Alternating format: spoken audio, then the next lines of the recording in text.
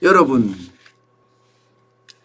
경제 실패에 대한 충격으로 지금 현장은 총체적 위기다, 이렇게 해석할 수 있을 것 같습니다.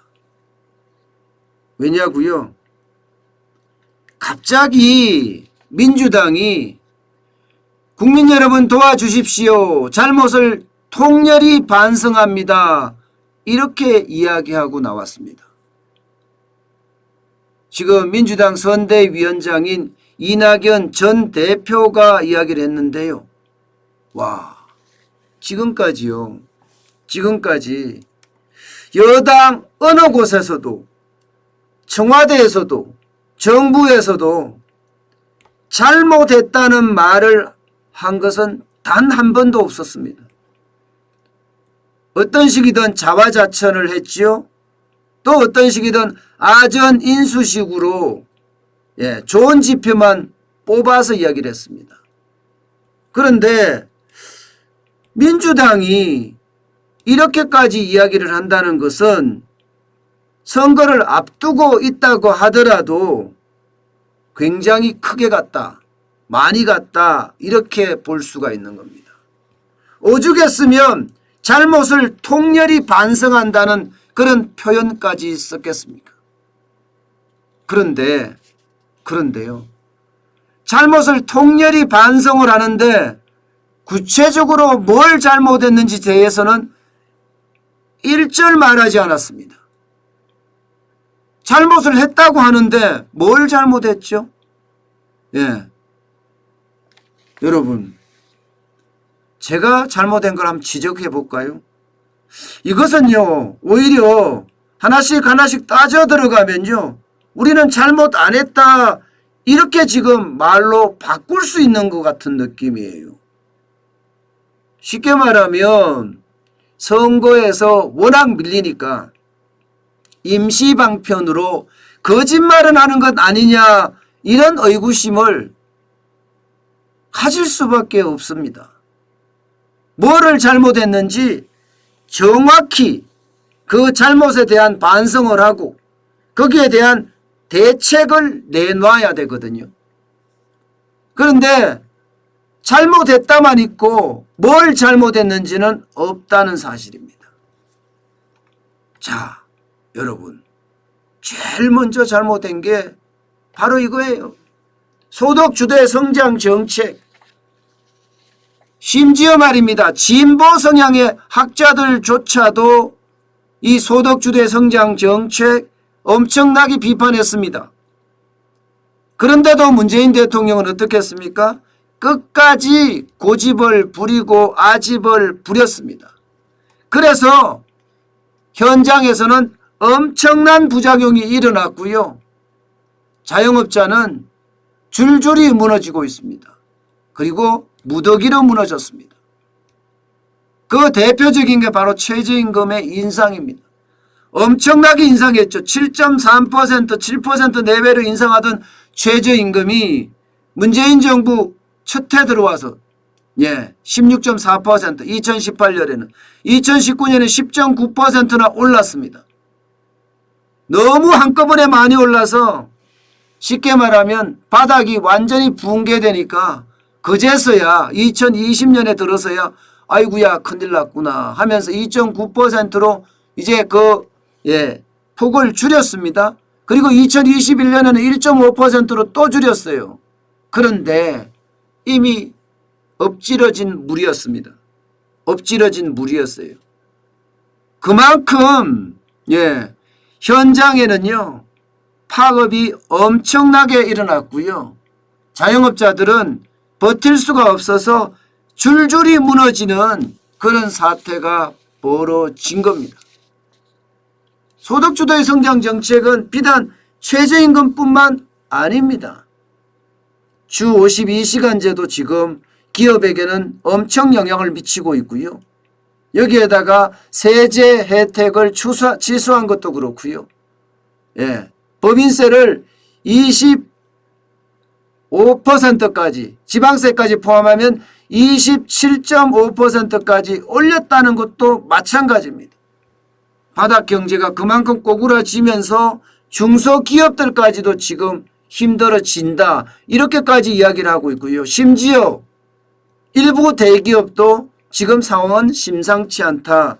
이런 이야기까지 나올 정도거든요. 그 대표적인 게 바로 이겁니다, 여러분. 대표적인 게. 예. 이게 최저임금 미만율이에요. 2019년에도 그렇고 2018년에도 그렇고 15.5%가 2018년입니다. 2019년에는 16.5%입니다. 2020년에는 15.6%고 역대 최대치가 2019년이에요. 최저임금 미만율이 뭐냐? 최저임금을 못 주는 사람들을 말합니다. 최저임금을 줘야 되는데 지금 정부가 고시한 것은 8,720원을 줘야 되는데 여기에 주유수당까지 포함해서 1,200원가량을 줘야 하는데 이렇게 못 주는 사람들이 15.6%나 된다는 거예요. 15.6%나. 15.6%나 여러분 최저임금을 못 받고 있다는 이야기입니다. 이 말은요. 소득주도 성장 정책이 얼마나 시장에서 잘못됐는지를 보여주는 아주 단적인 지표예요. 지금 자영업자들은요. 최저임금 10,000원씩 주고 장사를 못해요. 이익이 안 나요. 가격을 올리고 싶지만 올리는 순간 손님이 안 오는데요. 그러니 뭐 최저임금을 덜 주고라도 지금 범법이잖아 사실상은요. 범법이더라도 살고자 하면 그 방법밖에 없다.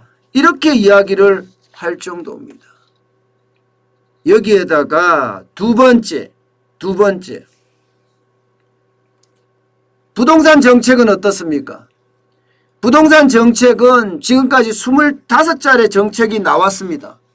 그런데 근로자가 월급 전액을 저축해서 아파트를 사는데 걸리는 시간이 월급 전액입니다. 15년으로 늘어났습니다. 15년이나. 임대차 3법만 하더라도 진짜 많은 사람들이 전세 대란이 오고 시장에 전세 난민이 생길 거다 하면서 난리를 쳤습니다마는 문재인 정부는 그냥 밀어붙였습니다. 그냥. 시장은 완전히 망가졌다고 이야기할 정도입니다. 여러분 서울에서 주택을 구입하는 부담 지수를 보세요. 2020년에는요 153.4입니다. 그러면 이게 100에서 200까지를 일반적으로 지표로 삼거든요. 100일 때는 주택 부담이 그렇게 덜 된다는 이야기고요. 153이라는 것은 주택 부담이 엄청 된다는 이야기예요.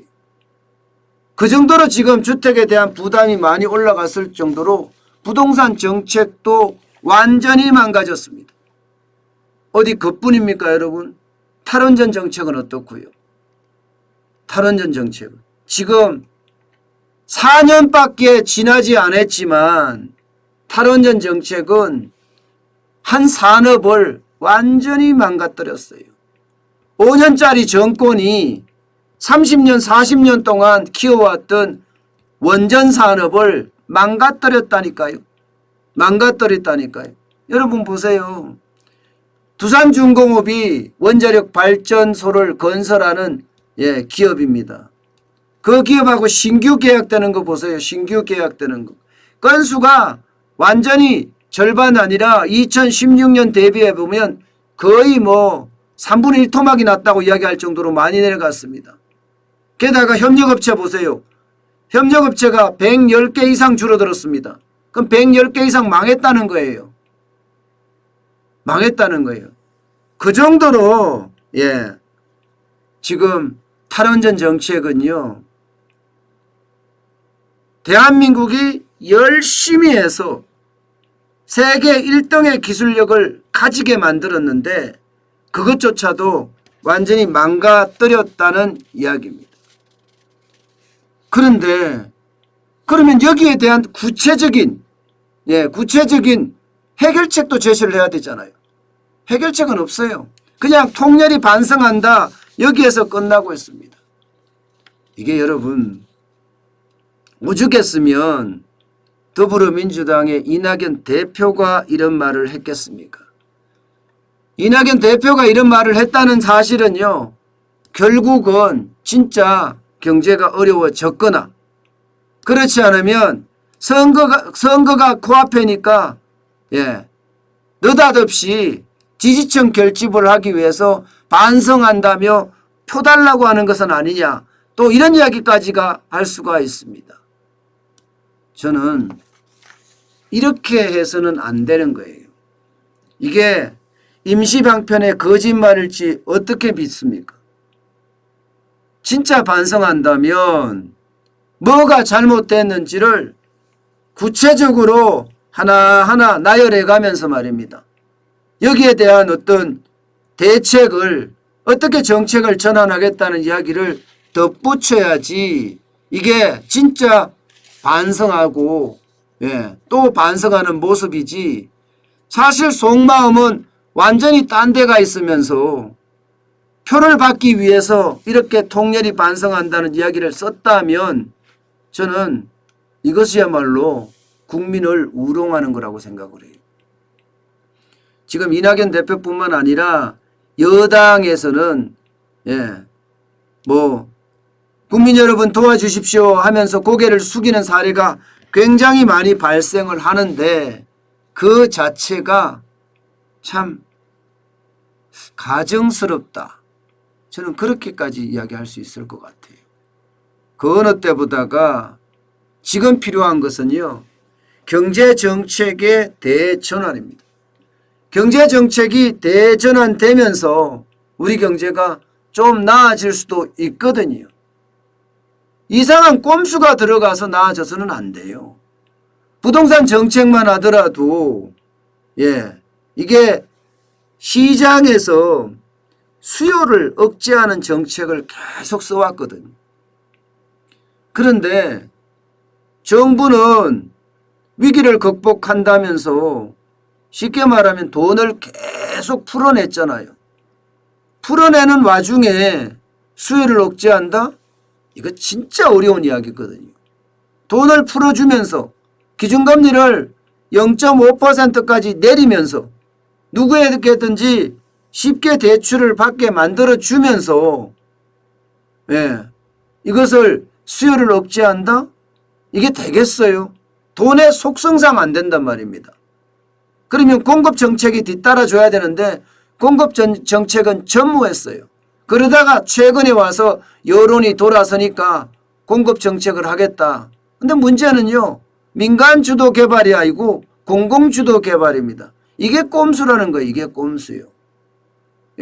공급은 하겠다. 그런데 나라가 공급하겠다. 정부가 공급하겠다. 이것은요, 시장 경제를 역행하는 짓입니다. 오히려 그 자체가 쉽게 말하면 역풍을 맞을 수도 있는 겁니다.